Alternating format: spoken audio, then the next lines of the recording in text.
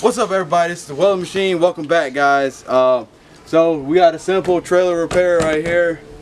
I'm pretty sure it's all steel. That's what the person said. So we got to fix a weld up here at the top, on both sides, and then at the bottoms right here. We're gonna use this little piece of band. I mean, it's about a 1/16. That's more than enough for this door, and it's on both sides. So it's gonna be like a quick video. So y'all just stay tuned. Let's get into it.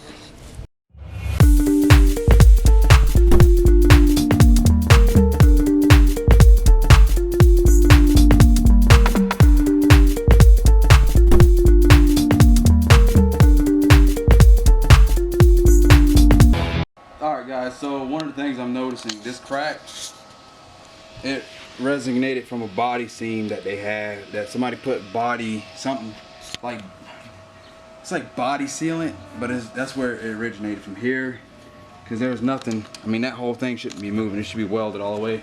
I think the top is the same way, like it's a little weld there, but we're gonna go ahead and put some weld in there.